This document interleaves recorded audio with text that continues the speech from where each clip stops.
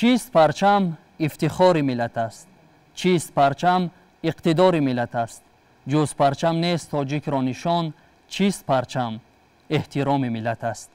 پرچم دولت صاحب استقلال تاجیکستان همچون رمز سرسبزی و خرمی، بخت و شادی و سربلندی ملت تاجیک است. سلام بینندگان عزیز. همساله در کشور عزیزمان تاجیکستان 24 نوامبر همچون روز پرچم دولتی جمهوری تاجیکستان تجلیل می گردد و ما گروه ایجادی شبکه بهارستان تصمیم گرفتیم که نشر نوبتی برنامه ترنم را با اشتراک خوانندگان فعال مؤسسه تحصیلات میانه عمومی رقم 46 ناحیه رودکی و اینچنین خوانندگان فعال مؤسسه تحصیلات میانه عمومی رقم 53 ناحیه اسماعیل سامانی شهر دوشنبه ثبت نماییم. بینندگان عزیز، یادرس می‌شویم که در برنامه امروزه ما مهمان‌های مخصوص و اینچنین سرایندگان خوش‌صدا نیز حضور دارند. بینندگان عزیز، نخست برنامه خود را با یک سرود در وصف پرچم حسنی آغاز می‌بخشیم. اکنون بینندگان عزیز محمد جان خردسال را به صحنه دعوت می‌نماییم. استقبال می‌گیریم.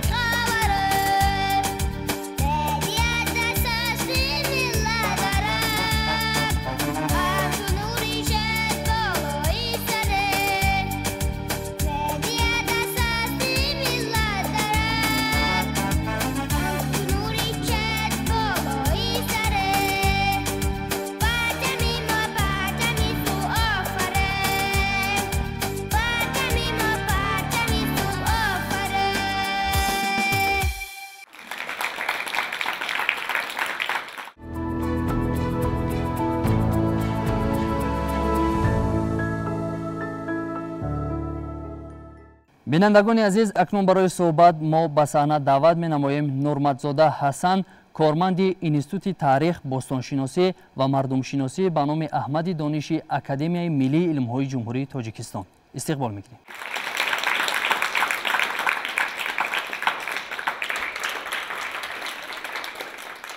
خیلی شاد هستیم که دعوت ما رو پذیرفتید و با برنامه ما تشریف آوردید. ممنون. خب شما رو با فرارسی روز پرچم دولتی جمهوری تاجیکستان تبریک و مبارکباد میگیم. به شما نیز و به مردمی شرفمندی تاجیک. خب واقعا هم هر یک دولت رمزهای خود رو دارد و پرچم یکی از رمزهای اساسی دولتداری به شمار می رود و می گفتید که پرچمداری ملت سربلند تاجیک از کدام زمانها آغاز شده است، یعنی چی تاریخی دارد؟ تشکر زیاد. باعث افتخار است که سالهای آخر ذهن و شعور ما، قلب و باطن ما را مفهوم‌های مقدس امثال استقلال دولتی، اجلاسیه تقدیرساز، پرچم ملی و پیشاهنگ و مفهوم خیلی هم مقدس دیگر پیشوای معظم ملت موقع محوری دارد، موقع محوری گرفته است و البته این برای خودشناسی ملی خیلی هم خوب مساعدت میکند. و پیش از ما باید قید نمود که موجودیت صاحب استقلالی و صاحب تمدنی هر یک دولت و ملت از رمز و نشانهای آن هویت است و بار دیگر باعث افتخار است که مردم تاجیک از قدیم دارای همین گونه رمز و نشانها بودند و پرچم یکی از قدیمترین رمز و نشانهای مردم تاجیک است و با تاریخ پرچمداری تاجیکان نگریم هنوز به زمانهای پیشدادیان می رسد. یادآور شویم از همان پرچم کاوه آهنگر.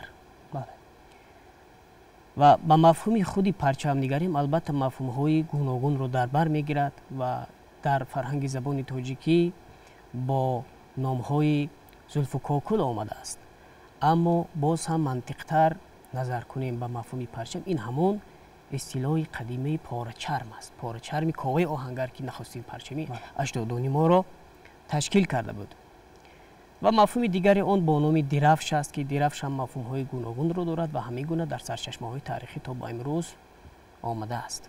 البته در دوره های بعدی نیز در دوره هخامنشی ها پرچم نیز وجود داشت که در آن عقاب بالهایش گشاده تصویر افته بود. این رمز ابرقدرتی و دولتداری است.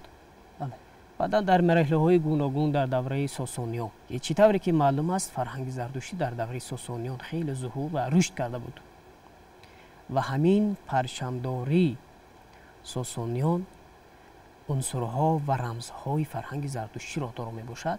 از جمله در مرکز آن 4 عنصر است، 4 خطی که عنصرهای مقدسی فرهنگ زردشتی را افاده می کند: آب، خاک، آتش و هوا.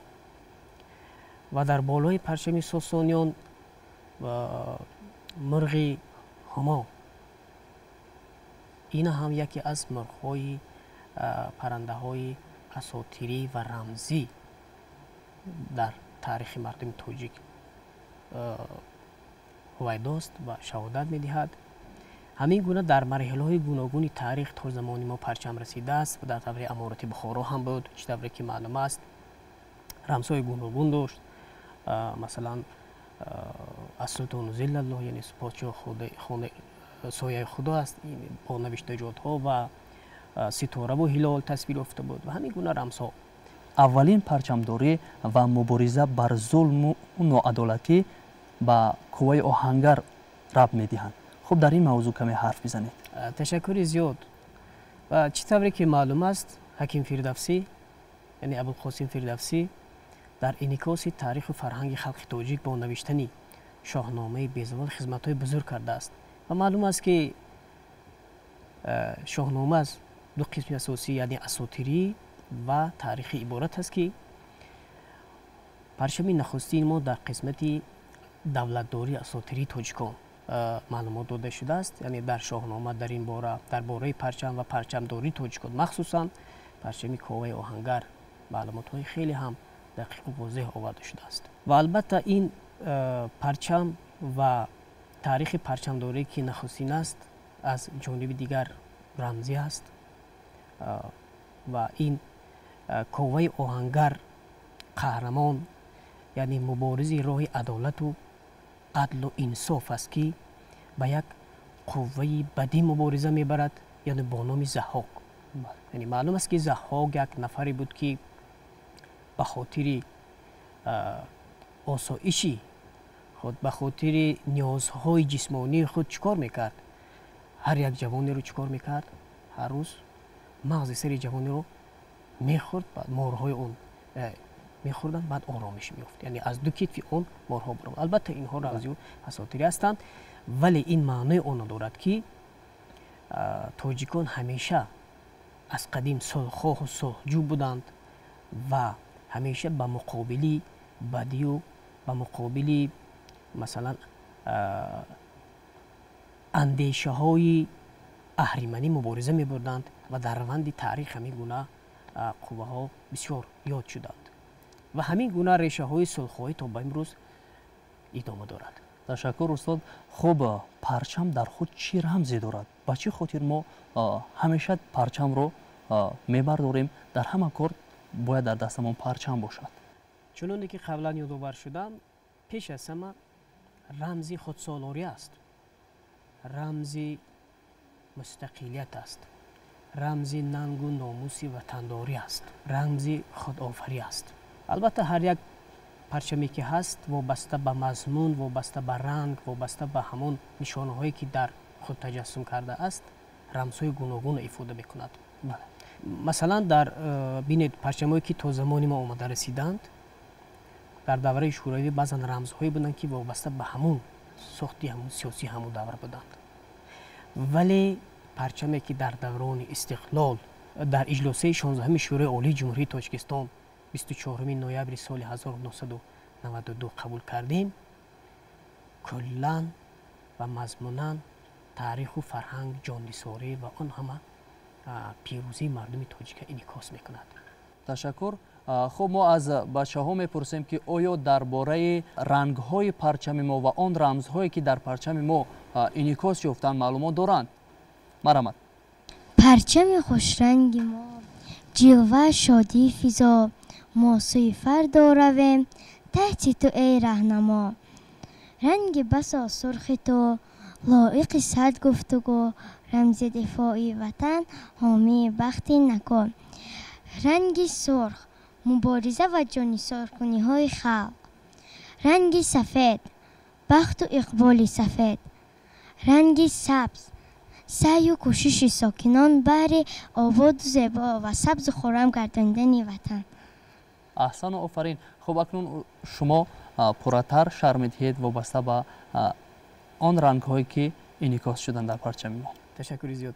چطوری که معلوم است، برای قبول پرچمی نوین تاجیکان آزمون اعلام شده بود و در آزمون 200 لایحه پرچم در اجلاسه 16 پیشنهاد گردیده بود و از بین 200 لایحه همین طرح امروزی پرچم ملی ما با راهبری رسام خلقی تاجیکستان ظهور حبیب اللهیف که تهیه گشته بود مقبول دانسته شد و قبول کرده شد و هنوز 23 نوامبر سال 2010 پیشوای معظم ملت محترم امام علی رحمان رمز رنگ های همین پرچم را چنین افاده نموده بودند. مثلا رنگ سرخ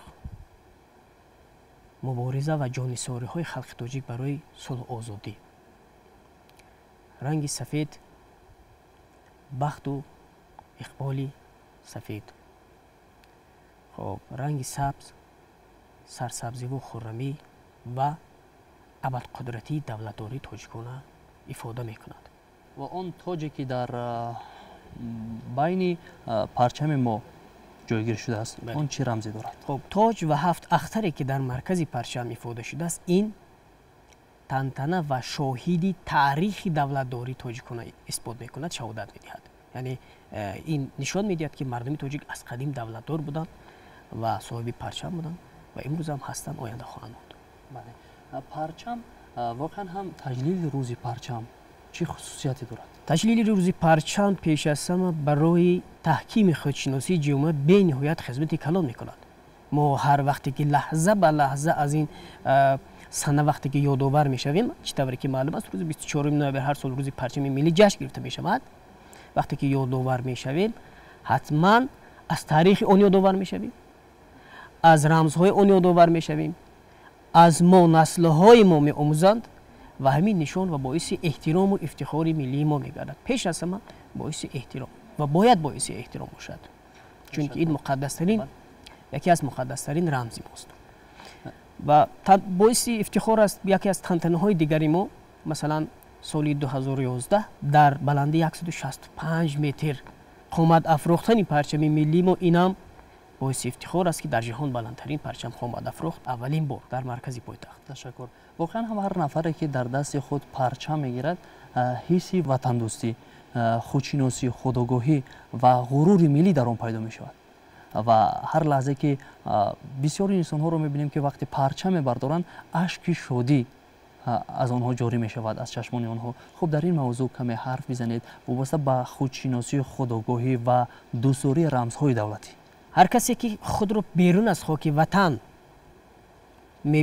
قرار دارد و پرچم ملتش رو بیرون از خاک وطن می بردارد، بعد آن وقت به قدر این رمز و به قدر این خاک مقدس و به قدر این نشان می رسد. یعنی در وطن پرتفیشان بودن پرچم رمز تنتنی استقلال است، ولی بیرون از مرز وطن پرتفیشان کردن مثلا با خود گرفتن و برداشتن پرچم، این بهترین افتخار ملی است که بیشتر فکر میکنم به این میسر شد به ورزشکاران قهرمان ما. آفرین. خب واقعا هم گذاشتن پرچم در همه جا ممکن نیست و جایز هم نیست. البته می گفتید که در کجا ما میتوانیم که پرچم گذاریم و در کجا ممنوع است، منع است پرچم گذاشتن. چی طوری که پرچم ما رمز مقدس احترام میکنیم، همچون رمز مقدس اعتراف میکنیم، برای همین هم یک نظامنامه مخصوص است. نظامنامه هنوز 11 دکبر سال 1999 درباره پرچم دولتی، رمزهای دولتی قبول گردیده بود و در همون نظامنامه هم در جاهای مخصوص برافشان کردن پرچم ذکر گردیده است. البته در بناهای مثلا ماموری اداری، در بناهایی که اونجا خدمت دولتی ادا کرده می شود، در اونجا جایز است. یعنی آن مکان‌هایی که واقعا هم ساختارهای دولتی هستند، یک نهادهای دولتی هستند، باید ما پرچم‌ها رو در آنجا گذاریم. همین گونه. امروز ببینید که در بعض نفران می‌بینیم پرچم در نزد ماشین خود گذاشتند، یا که مثلا خواننده های مکتب مثلا در دست خود پرچم دارند، یا که در مثلا گفتیم ما ماشین مثال آوردیم، این باکی ندارد، چون که این پرچم خورده گذاشتن در نزد ماشین و وای کردن، این افتخار کردن از همین پرچم، افتخار کردن از همین صاحب وطنی است. تشکر. بله واقعا هم خب امروز این لحظه ما در دست کودکان نورسان پرچم ها رو میبینیم که واقعا هم خیلی زیبا هستند. خواهش میکنم یک مرتبه پرچم های خود رو بردارید. ببینید که این قدر زیبا هستند پرچم ما در دست، باز هم دوست رویکانی زیبای دیار مثل پرچم هم زیبا هستند. واقعا هم این یک حسی وطن دوستی، حسی خویشتن شناسی و این چنین احترام و ارزشگذاری به مقدسات ملی هست. تشکر. خب واقعا هم توجه کردن به پرچم، نظر افکندن یک حسیات عجیبی رو به هر یک شخص فرا میگیرد. یک حسیات عجیب. مثلا من اگر نگاه کنم پرچم رو، یک حسیات بسیار هم وطن دوستی و خویشتن شناسی و خودآگاهی و حسی ملی من بیدار می شود. خب شما چه حسیاتی دارید هنگامی که پرچم دولتی جمهوری تاجیکستان رو در یک جا پرافشان میبینید؟ پیداست که پرچم دولتی تاجیکستان به هر یک فرد تاجیک تاثیر گذاشته است و تاثیر میگذارد. شخصا برای من هم راستی من از نظم و قافیه آگاه هستم ولی شاعر نیستم، ولی همین مقدسی، همین احترام و بزرگی پرچم من رو وادار کرد که همین شب یک چند مصرع شعر نویسم در وصف پرچم. اینجا با خود آوردم و اینجا قرائت میکنم. پرچم ملت نشان و رمز استقلال ما، بخت ما، سرسبزی ما، محور اقبال ما، میبرد هر سوی عالم شهرت ما، شان ما، وسعت ما، قدرت ما، روح خودسالار ما. رنگ سرخش رمز عزم و جانثاری های ما، رمز حفظ میهن یکتا و به همتای ما. نصرت رنگ سفیدش رمزی امن است و ثبات، رنگ سبزش خرمی و وحدتی دلهای ما. بحر ننگ و آر هر یک تاجیکی صاحب وطن، شعله زن در هر کنار و موج زن در انجمن. تا زمانی که پرافشان است لیوای بخت من، تا زمانی که پرافشان است لیوای بخت من دیگر ارمان ندارم در کنار این وطن، من دیگر ارمان ندارم در کنار این وطن. احسن.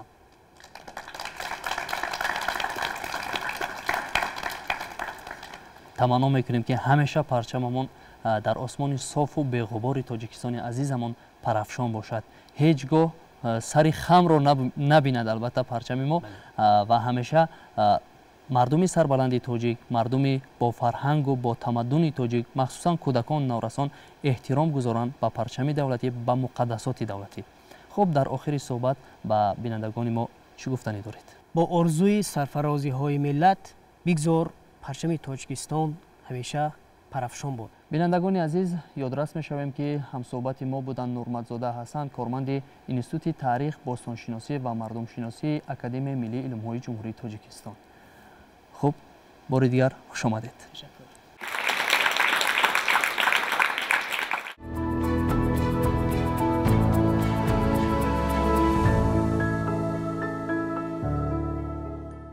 بینندگان عزیز، برنامه ترنم بخشیده به روز پرچم دولتی جمهوری تاجیکستان ادامه دارد و این لحظه به صحنه دعوت می‌نماییم جمشید نیوزلی، کارمند انسامبل اوریوی کمیته تلویزیون و رادیوی نزد حکومت جمهوری تاجیکستان استقبال می‌گیریم.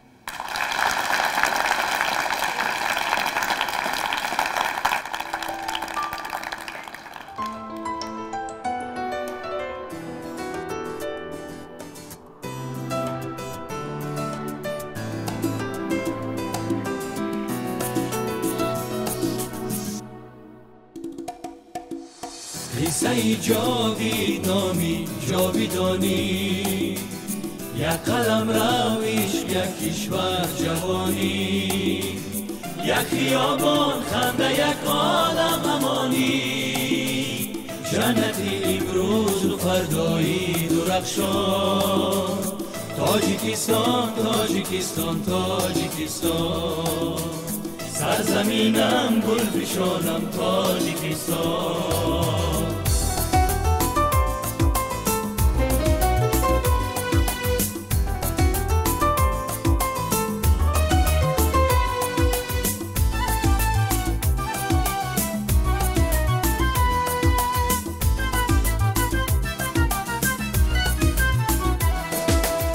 مادری تاریخ استادی تمدن، باستانی طرز دوری چرخی گردون، بیری بلخی پوری سینا جلدی خانون، گلگیمانی تختی رستم روی سامان. تاجیکستان تاجیکستان تاجیکستان، سرزمینم گلفشانم تاجیکستان.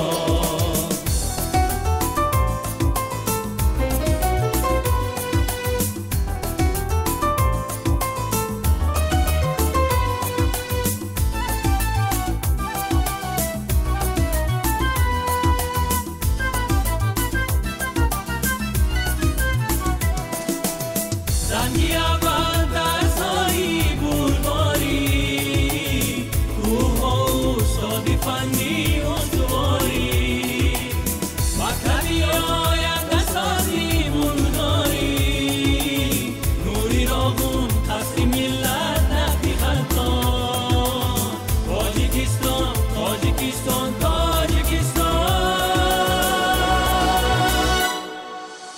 قصه جاویدانی جاویدانی، یک قلم رویش، یک کشور جوانی، یک خیابان خنده، یک عالم امانی، جنتی امروز و فردایی درخشان. تاجیکستان تاجیکستان تاجیکستان، سرزمینم گلفشانم تاجیکستان. تاجیکستان تاجیکستان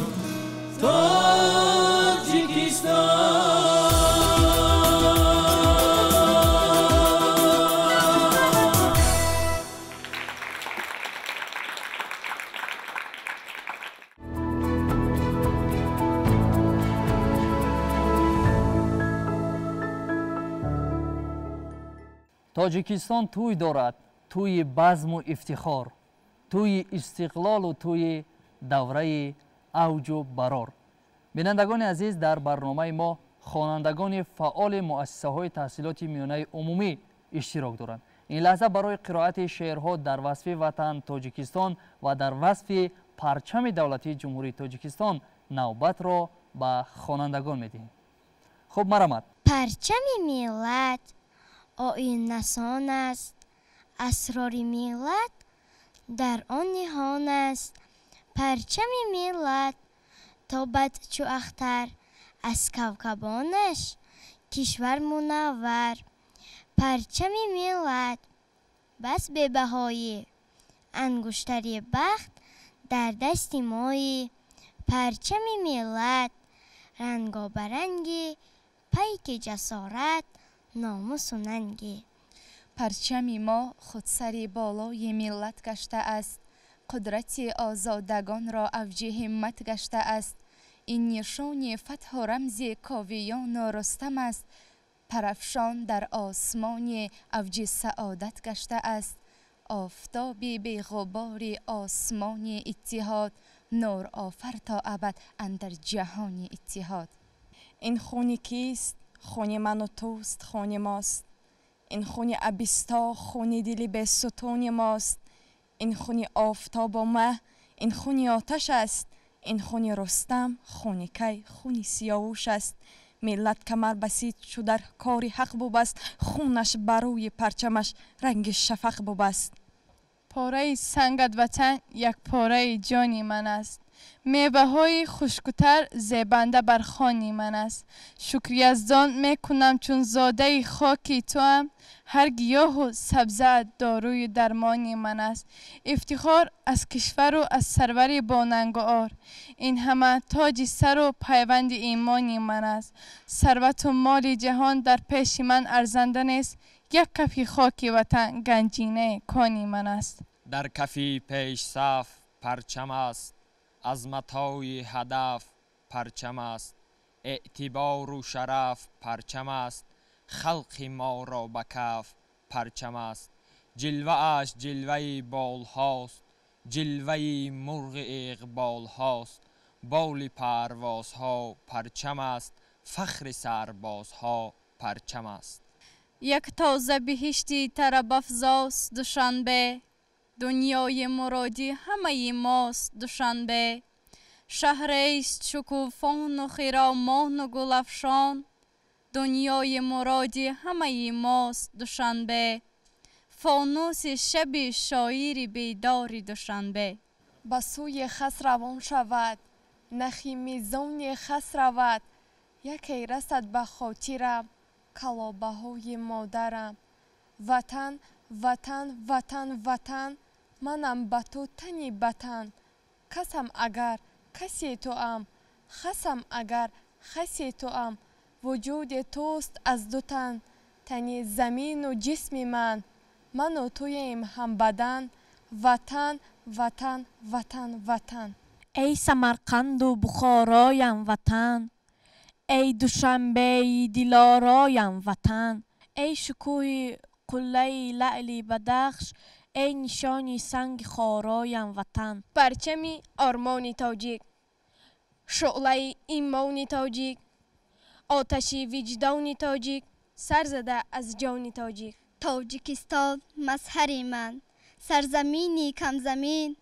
تو سراسر کوهساری، تو سراسر سنگساری. چون که فرزندان تو در طول تاریخ دراز هر کجا رفتند مشت خاک با خود بردند. چون که فرزندان تو در جستجوی بخت خود در بیابانهای تفسان دور از تو مرده‌اند.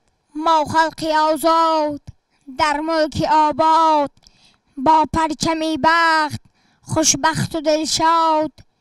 با راه وحدت رودی روانه، آینده سازی دور و زمان پرچم ملت بال و پری ما کبوتری امن در کشوری ما پرچم گلرنگ هم نام و هم ننگ هستی دولت هستی فرهنگ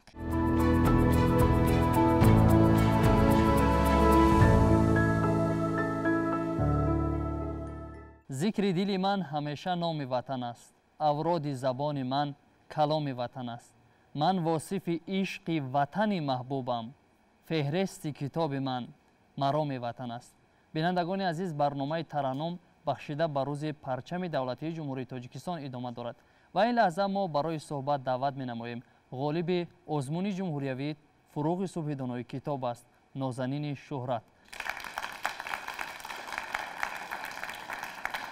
درود به شما نازنین. تشکر زیاد. شما را به برنامه خوش آمدید میگیم. تشکر. همچون یک جوان زاده دوران صاحب استقلال که امروز در فضای صلح و ثبات و آرامی وطن عزیزمون عمر به سر میبرید با تمام اون نفرانی که این حال ما رو تماشا کرده ایستادن در آغاز صحبت چی گفتنی هستید چون امروز روز پرچم دولتی جمهوری تاجیکستان است؟ البته ما نسل خوشبختی دورانیم که در زمان صاحب استقلالی وطن عزیزمون عمر به سر میبریم و بسیار خوشبخت از آنیم که زیر رهبری چنین سرور و چنین شهریار ما کار و فعالیت می نماییم. تشکر نازنین. خب واقعا هم شما غالب آزمون جمهوریوی فروغ صبح دانای کتاب است در سال 2023 هستید و البته هر نفری که در دور نهایی آزمون جمهوریوی فروغ صبح دانای کتاب است اشتراک می نماید باید که برآمد خود را با یک شعر وطن دوستانه آغاز نماید. البته شعرهای وطن دوستانه شعرهایی که وابسته به احترام و ارجگذاری به مقدسات ملی هستند از آنها پرسان می شود. خب شما در آغاز بیایید یک شعر وطن دوستانه برای ما قرائت کنید. این لحظه من میخواهم شعر استاد کمال نصرالله را قرائت نمایم که هر نفر چون این شعر را میشنود یک حس وطن دوستی در دل او جوش میزند و من میخواهم این شعر را این زمان قرائت نمایم. وطن وطن سیرشتی من بقا و سرنوشتی من زمین زرد و هشتی من بهشتی من بهشتی من محبت تو رنگ رنگ شکفته روی سنگ تو 100,000 آرزو 100,000 رنگ تو دیار شیر و یاسمن نوای تو نوید من زی چشم اول خدا رسیده به من وطن وطن وطن سیرشت من بهشت من بهشت من سرم فدای نام تو که هستی سرنوشت من. تشکر. خیلی شعری عالی قرائت کردید و شما درباره خودشناسی ملی خودآگاهی البته خیلی آگاهی دارید و درباره مقدسات ملی که این نشان دولتی جمهوری تاجیکستان پرچم دولتی و اینچنین سرود ملی جمهوری تاجیکستان هستند. خب درباره پرچم دولتی که امروز واقعا هم روزی تجلیل عید پرچم ملی است در کشور عزیزمان یک شعر اهدا کنید. البته شعر از استاد عبدالله قادری. مرحبا. پرچم خوش رنگ ما جلوت شادی فضا ما سوی فردا رویم تحت تو ای رهنما رنگ بس و سرخ تو لایق صد گفتگو رمز دفاع وطن عامل بختی نکو رنگ سفیدت خوشا هست جو صبح صفا مثل دل تاجیک است روشن و آینه سا سبز چو تازه بهار رمز خوشی و بهار منزل آباد ماست صلح در آن پایدار. احسن به شما. واقعا هم شما چون شخص کتابخوان و کتاب دوست هستید البته غالب آزمون هستید نگاه دیگر دارید به مقدسات ملی. خب نگاه شما نسبت پرچم دولتی جمهوری تاجیکستان که این لحظه ما توجه میکنیم و نظر میافکنیم یک حسیات عجیب رو فرا میگیرد. شما چگونه حسیات دارید نسبت پرچم دولتی خود؟ البته به گمان من پرچم ما پرچم زیباترین در بین دیگر دولت ها به حساب می رود زیرا وقت ما با اون نظر میکنیم در آن ما روسرخی ملت را راه سفید خلق تاجیک و سرسبزی دولت امروزه من را دیده میتوانیم و این تاجی که در بین او با 7 اختر درج گردیده است این از تاجداری و تاج بر سر بودن تاجیکستان عزیزمون گواهی میدهد و هر کجا در هر دولتی که با واسطه ورزشگران و عالمان پرچم ما در قامت می‌افروزد یا اینکه بلند می‌گردد، ما فخر از آن می‌کنیم که چنین دیار و چنین پرچم را دارا می‌باشد. تشکر. شما همچون نورس دوران صاحب استقلال که امروز در تاجیکستان عزیزمان عمر به سر میبرید، نگاه شما به زندگی امروزی مردم سربلند تاجیکستان چگونه است؟ البته ما خوشبخت‌ترین آدمان دورانیم که در زمان صاحب استقلالیت، در زمان آبادی و آزادی خلق تاجیکمون عمر به سر میبریم. چون امروزها ما با خواندن کتاب‌ها و یا اینکه با تماشا کردن نمایشنامه‌ها طریق تلویزیون سالهای 90 دولت خود را می‌بینیم. در حقیقت هم یک فرقیت بسیار جدی به نظر می‌افتد که ما شکر از آن می‌کنیم که امروزها برای ما تمام شرایط‌ها مهیا گردیده است. برای فعالیت و پیشرفت ما تمام چاره‌ها را اندیشیده‌اند. تشکر. واقعا هم پیشوای معظم ملت محترم امام علی رحمان برای دستگیری همه جانبه نسل‌های جوان، نسل‌های کودکان نورسان توجه خاصه ظاهر نمودند و همیشه دستگیر غمخوری هر یک نسل جوان کشور هستند. شما دستگیری و راهنمایی پدرانه پیشوای ملت را چگونه ارزیابی می‌دارید؟ البته خود اعلام گردیدن آزمون‌های جمهوری فروغ صبح دانایی کتاب است. تاجیکستان وطنی عزیز من، این فروغ معرفت، تاجیکان در آینه تاریخ، همه این گواه آن است که در حقیقت هم سرور دولت برای پیشروی ما نسل نورس در حقیقت هم کوشش و جهد زیاد می نمایند و من گفتنی هستم که باید ما خلق تاجیک، ما نسل نورس باید از این شرایط ها استفاده بریم و جواباً به این غمخوری ها البته در راه دانش آموزی، زبان آموزی پیشرفت و سهم گذاشتن در پیشرفت وطنی عزیزمون نیز ما باید تلاش کنیم. تشکر. شما همچون غالب آزمون هستید، آیا به ایجاد سر و کار دارید؟ البته از سن 8 سالگی تا اینجا به ایجاد کردن هم شعر و هم حکایه مشغول هستم و در آزمون شهری تو قلب تاجیکستان دوشنبه شعر من با نام تو قلب تاجیکستان دوشنبه سزاوار جای اول گردید که این لحظه میخوام یک پارچه از آن قرائت نمایم. دوشنبه پایتخت این دیارم، همیشه مهر تو در سینه دارم. ز نام نسل نورس من بگویم که نامت را به دنیا میبرارم. تو قلب تاجیکستان دوشنبه و جسم کوچکم جان دوشنبه. پرافشان است پرچم بر سر تو، بود عالی مقام آن سرور تو. چه خوش که رستم دستان بیامد، بکرد آباد از سر تا سر تو. تو قلب تاجیکستان دوشنبه، برایم باغ و بستان دوشنبه. آفرین، خیلی قرائت عالی. و بیاید یک شعری وطن دوستانه دیگر قرائت کنید. تاجیکستان، جان فدایت گر کنم ارزنده باد، بر لب مردم پر عورت همیشه خنده باد. کور باد و چشم دشمن از زمینی پاک تو، مهر عالمگیر تو در قلب خرد بنده باد. ای وطن این بخت و استقلال تو پاینده باد، وحدت امروزه تو پیک از آینده باد. آفرین، احسن. خب نازنین، غالبیت به شما مبارک باشد. واقعا هم یک دستاوردی خیلی بزرگ و دستاورد ارزشمند است که از جانب اساسگزار صلح و وحدت ملی پیشوای معظم ملت شما دیپلم و مکافات ارزنده گرفته اید. مبارک باشد غالبیت. تشکر زیاد.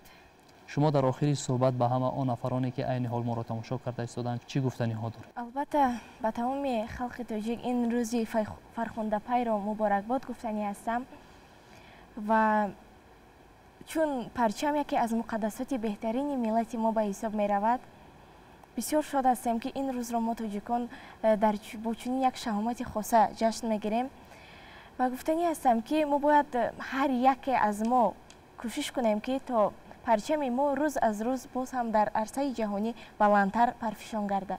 خوب باریدگر، شما را خوش آمدید میگویم به برنامه. سعادت و سرملند باشید.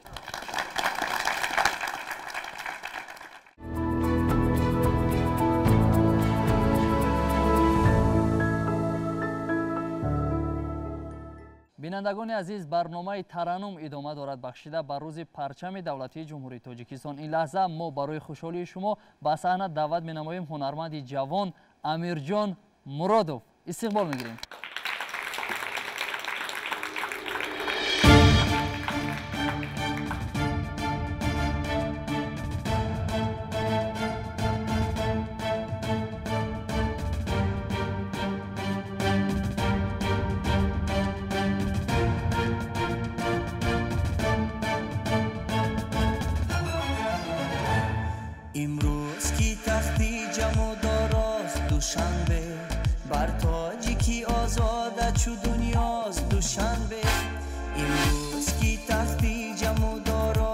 دوشنبه بر تاجیکی آزاده چو دنیاز دوشنبه خطران و بدخشان و حصاری تو همین جاست در شش جهتی ماست همه جاست دوشنبه با عزم شهریارش برجی زر و دیوارش با گلشن و گزارش زیباست دوشنبه با عزم شهریارش برجی زر و دیوارش با گلشن و گزارش زیباست دوشنبه برناز دوشنبه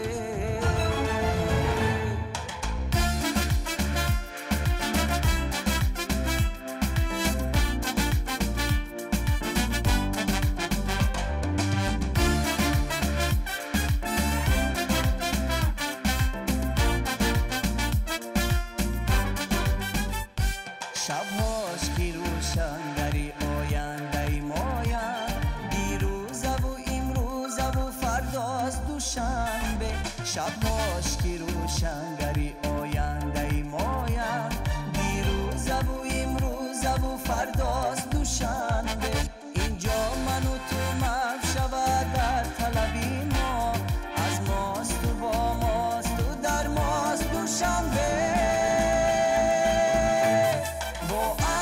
شهریارش برجی زر و دیوارش با گلشن و گزارش زیباست دوشنبه با عزم شهریارش برجی زر و دیوارش با گلشن و گزارش زیباست دوشنبه برناز دوشنبه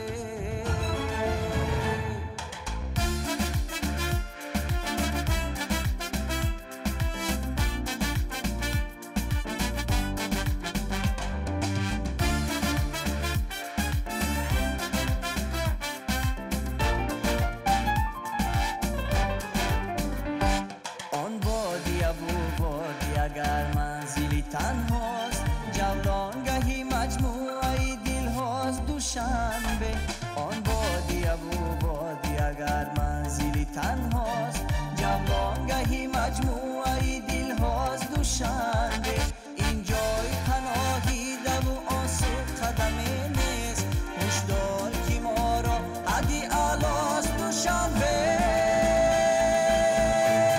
با عزم شهریارش برجی زر و دیوارش با گلشن و گزارش زیباست دوشنبه با عزم شهریارش برجی زر و دیوارش با گلشن و گزارش زیباست دوشنبه برناز دوشنبه زیباست دوشنبه برناز دوشنبه چی دلاراست دوشنبه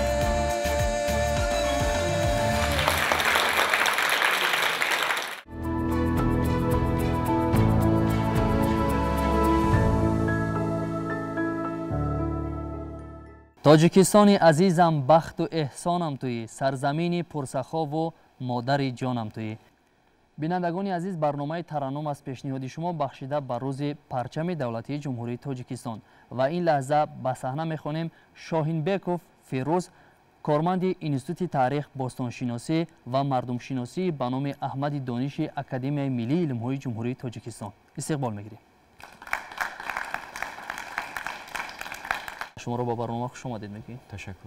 روز پرچم دولتی جمهوری تاجیکستان با شما مبارک باشد. با شما مبارک باشد. تشکر. سلامت باشید. اکنون شما همچون متخصصی ساحه باستان شناسی هستید.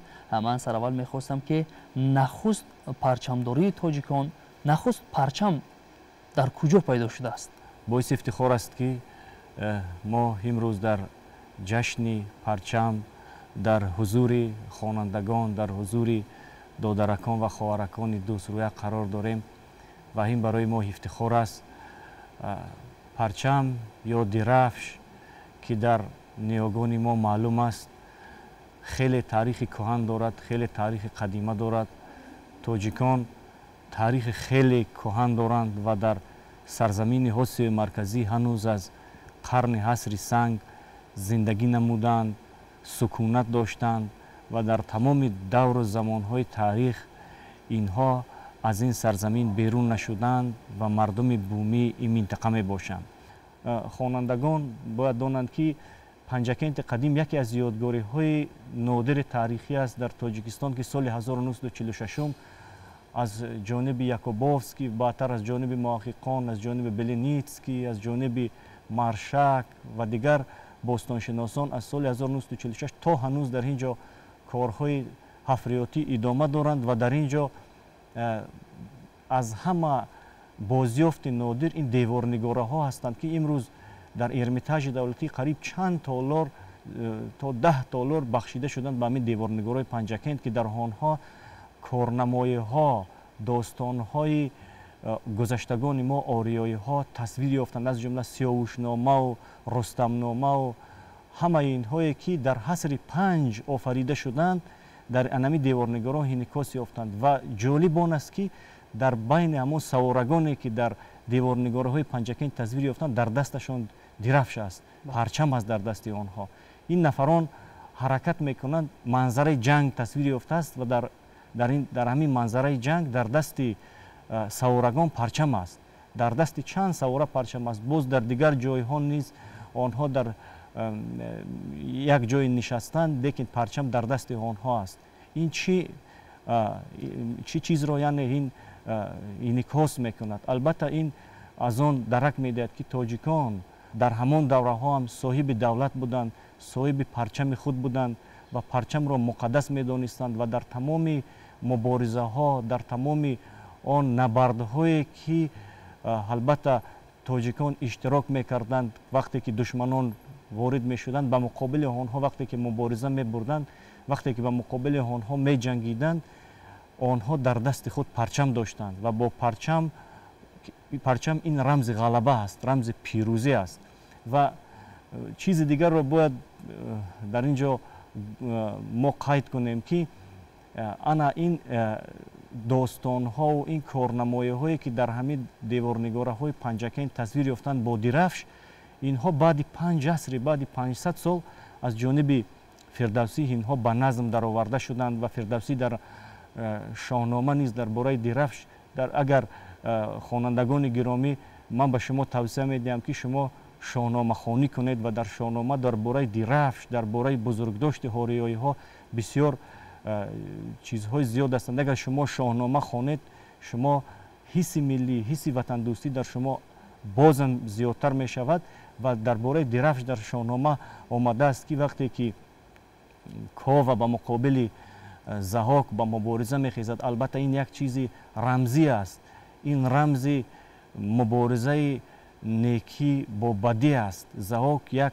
در یک شاه تصویر شده است که وی قوه بدی است و کاوه یک قوه نیکی است که به مقابل آن مبارزه برده است و با چی مبارزه را آغاز کرده است؟ البته در اینجا هم چیز مرکزی پرچم است و همین پرچم از دامن خود وی آهنگر بود و وقتی که فرزندان خود را از دست داد وی همه میان خود دامن خود را در نوگ نیزه بست و به مقابل ضحاک به مبارزه خیست و از همین دوره تاجیکان صاحب آریایی ها، تاجیکان صاحب پرچم گردیدند. تشکر استاد. واقعا هم برداشتن پرچم هنگام غلبه و مسابقه های بین المللی، حتی لشکرکشی ها، برداشتن پرچم چه حسیاتی رو دارد؟ وقتی که عرب ها به سرزمین ما هجوم کردند، پرچمی که از زمان کاوه آهنگر بود و همین پرچم در دوره هخامنشی ها، در دوره ساسانیان، در همین پرچم سنگ های قیمت بها، متال های قیمت بها در اینجا چسبانده شدند و این یک پرچم بسیار قیمت بها بود که از یک شاه به شاه دیگر این تقدیم می شد. وقتی که چی پیروزی می شود و نوبسته در کدام سمت است، و در ورزش است یا وی در دیگر سمت است، البته پرچم برداشتن این نشانه آن است که ما صاحب دولت هستیم، ما پیروز هستیم و ما همین پرچم خود را حفظ کرده ایستادیم. تشکر. واقعا هم پرچم امروز ما میگیم که در زمانهای قدیم آن را درفش میگفتند و بگویید که آیا از خود پیدایشی کلمه پرچم و درفش از کجا سرچشمه میگیرد؟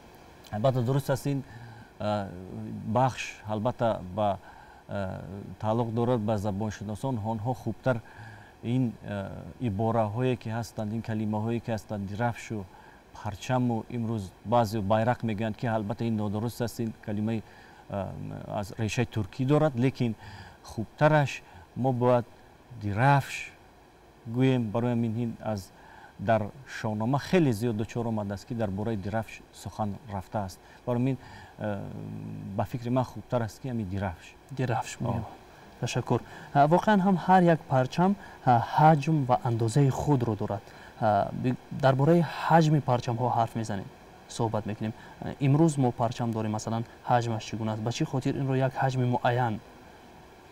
خب درست است، پرچم حجم گوناگون دارد، لیکن در گپ در این است که پرچم رو در کجا استفاده میبرند.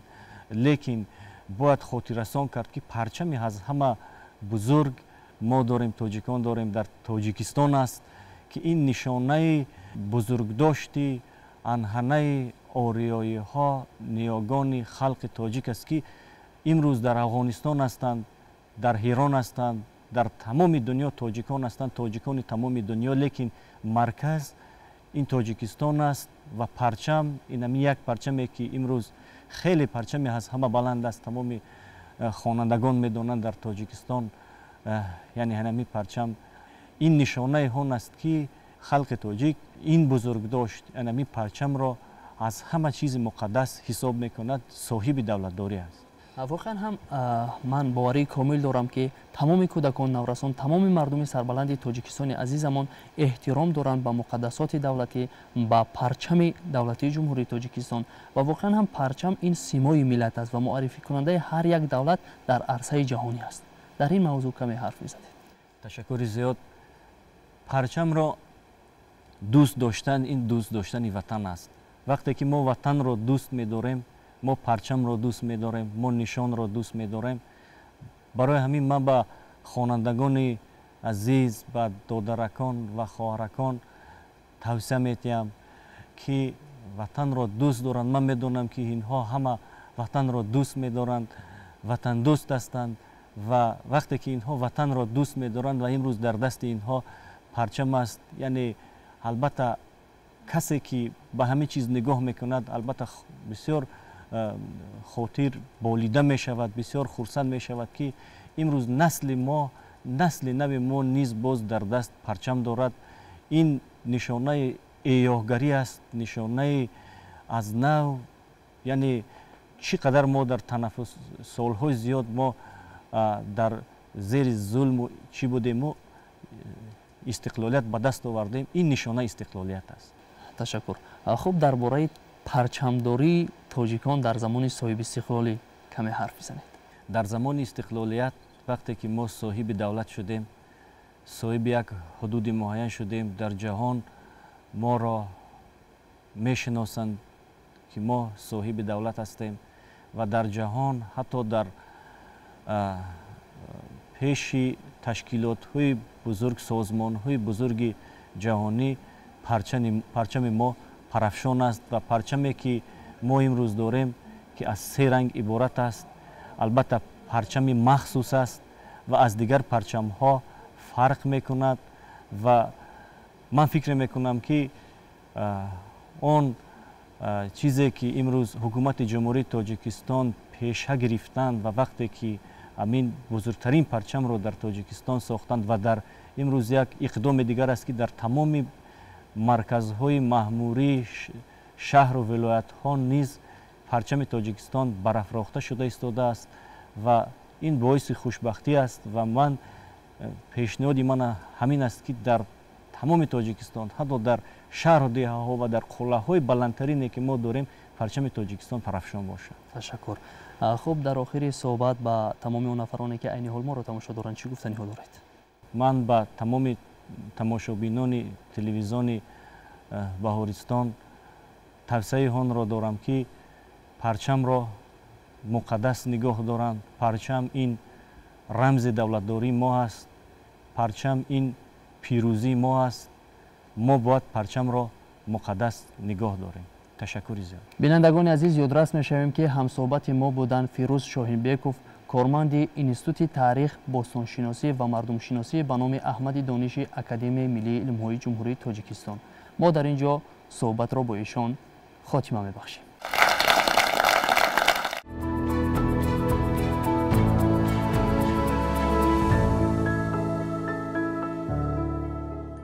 تماشابینان عزتمند، برنامه ترنم ادامه دارد و این لحظه ما نوبت را برای قرائت شعرها به خوانندگان فعال مؤسسه تحصیلات میانه عمومی رقم 46 ناحیه رودکی می‌دهیم. مرحبا. پرچمی خوشرنگی ما، جلوه‌ای تو جانفزا، جانبی فردا رویم تحت تو ای فخر ما، رنگی بسا سرخ تو لایق صد گفتگو، رنگی سفیدت خوشا هست چو صبح صفا، مثل دلی خلق ما روشن و آیینه سا، سبزی تو چون سبزی هات زندگی ای چون بهار، منزلی آبادی ما صلح و صلاح دیار. تو را چون مادری خود دوست دارم، با پیمانم همیشه استوارم، برایت جان شود لازم سپارم، امیدم آرزویم اعتبارم، مکانی پرصفایم تاجیکستان، چو دلبر دلربایم تاجیکستان. تاجیکستان تاجیکستان هر کجای رفتم از آغوش تو، دامنم را من تکیدم ره به ره در هر قدم، پای خود افشانده رفتم بر زمینت، از زمین کم زمینت گرد خاک کم نکردم. تاجیکستان تاجیکستان میکنم شکر کم و بسیاری تو، میکنم شکرانه از آزرم و از آزاری تو. از تو من ثروت نمیخواهم، وطن هستی بس است، با خس و خورت برابر زندگی کردم بس است. هر کجای سنگ دیدم دست بردم بر سرش، چون بر سر فرزندی خویش با نوازش گفتم او را از بدخشان کندند، طفل شیرخوار مرا از بند پستان کندند. تاجیکستان تاجیکستان میکنم شکر کم و بسیاری تو، میکنم شکرانه از آزرم و از آزاری تو. از تو من ثروت نمیخواهم، وطن هستی بس است، با خس و خورت برابر زندگی کردن بس است. یاران به جشن پرچم سامان خوش آمدید، رخشنده مشعلان به شبستان خوش آمدید. با پرچم وطن که پرافشان ز وحدت است، چون بلبلان به طرف گلستان خوش آمدید. اگر خسم خسی توام، اگر خسم خسی توام، زمین مادری من وطن وطن وطن وطن، وجود توست از دو تن، تنی زمین جسم من و تویم هم بدن، وطن وطن وطن. در کفی پیش صف پرچم است، از متای هدف پرچم است، اعتبار و شرف پرچم است، خلق ما را به کف پرچم است. یک نشانی وطن پرچم است، شأن و شان وطن پرچم است، قدرت لشکر از پرچم است، شوکت کشور از پرچم است. جلوه اش جلوه بال هاست، جلوه مرغ اقبال هاست، بال پرواز ها پرچم است، فخر سرباز ها پرچم است. جلوه اش جلوه بال هاست، جلوه مرغ اقبال هاست، بال پرواز ها پرچم است، فخر سرباز ها پرچم است. رهنما در سفر پرچم است، پیک روز ظفر پرچم است. وطن پرچمت پرفشان باد باد، وطن خاکی تو زرفشان باد باد. وطن جان خود را فدا میکنم، که تا مظلومت امان باد باد. وطن ای بهشتی حقیقی ما، چو مادر تو داری شفیقی ما. به نام تو باشد به دنیای دل، فروزان چراغی رفیقی ما، وطن آبی صافت صفا آورد، گیاهت به دردم دوا آورد. اگر زخم گیرد تن و جان من، زی خاکت بمالم شفا آورد. وطن چون پدر دوست می دارمد، وطن این قدر دوست می دارمد. اگر زنده سازند مرا بعد مرگ، وطن از دیگر دوست می دارمد. نه سر گفتم، نه پا گفتم، نه جان گفتم، نه تن گفتم. وطن گفتم، وطن گفتم، وطن گفتم، وطن گفتم.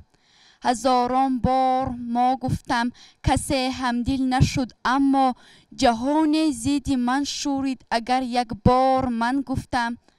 با آیان دل نهادم، دیده و دل برایان بستم. به غربت از وطن گفتم، به خلوت انجمن گفتم. سپیدی های چشم انتظاری را سحر گفتم. نسیم بوی خون آورد، بوی پیرهن گفتم. جنونم را چو مجنون نازش صحرا ندانستم. به پای بیستون ایستادم و از کوهکن گفتم.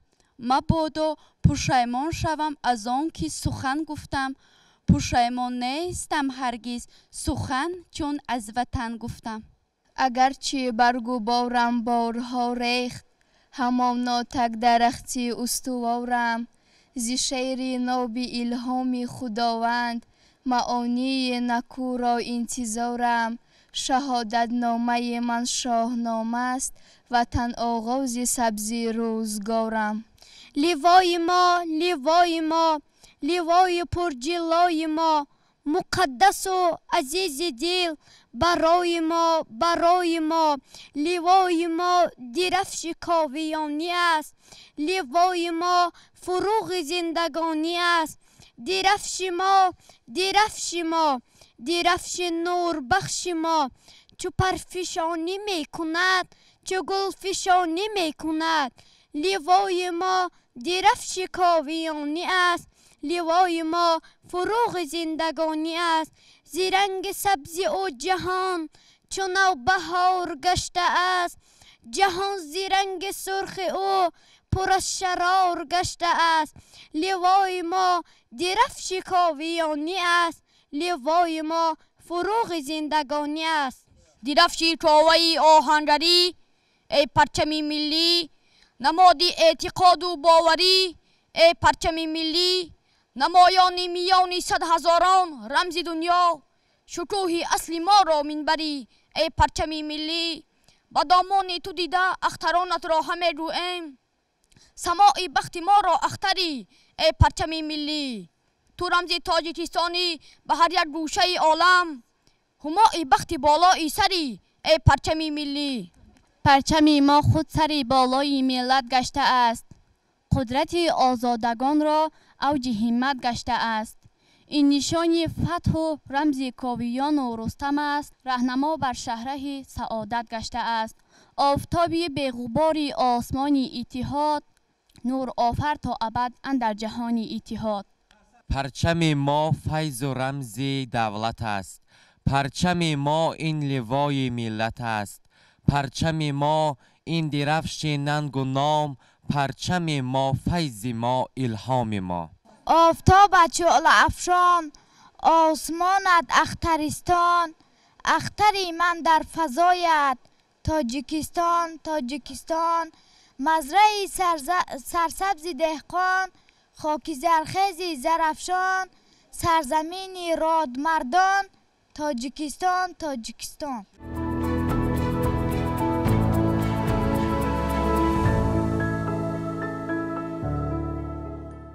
بینندگان عزیز، برنامه ترنم ادامه دارد. بخشیده به روز پرچم دولتی جمهوری تاجیکستان، این لحظه ما برای اجرای سرود به صحنه دعوت می‌نماییم دوسترویک شیرین صدا، دوسترویک که واقعا هم سرودهای وطن دوستانه خیلی جالب زمزمه میکند. این نفر асал ашурова ҳастанд. истиқбол мегирем.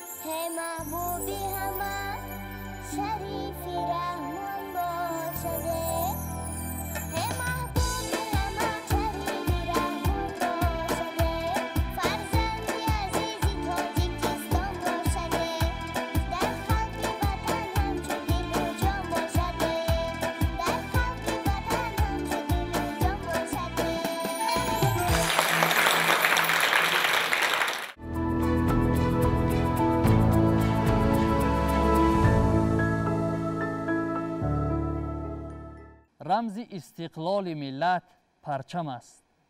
شوکت و اقبال ملت پرچم است. بینندگان عزیز، این بود نشر نوبتی برنامه ترنم بخشیده به روز پرچم دولتی جمهوری تاجیکستان با اشتراک خوانندگان فعال و عالمان و کارشناسان و اینچنین سرایندگان خوش‌صدا. بینندگان عزیز، در اینجا ما میرسیم به فرجام برنامه ترنم. تا برنامه های دیگر تنسیت و پیروز باشید. بگذار پرچم تاجیکستان عزیزمان همیشه در آسمان صاف و بی‌غبار پرافشان باشد. روز پرچم دولتی جمهوری تاجیکستان مبارک باد. همدیاران عزیز.